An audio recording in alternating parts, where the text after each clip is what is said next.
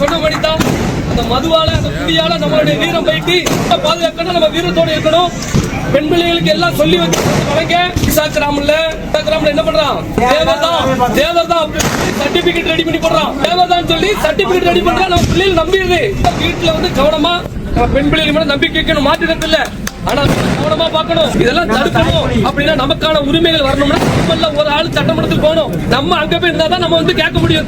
வந்து daily CM பார்க்குற மாதிரி இருக்கணும். நம்ம 2026 சட்டமன்ற தேர்தலில் அதுக்கும் மாநில அரசுக்கு நான் விடக்கூடிய ஒரே கோரிக்கை, சங்கரன் கோயில் இல்லைன்னா வாசுதேவன் ஏதாவது ஒரு எங்களுக்கு இந்த இடத்துல நான் கெஞ்சு கூட முதல்வர்கிட்ட கேட்டுக்கிறேன்.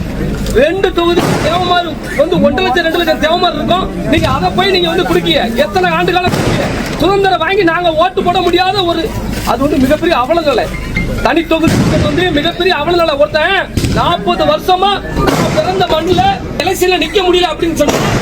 அவன் இந்திய குடிமகனே இல்லையே.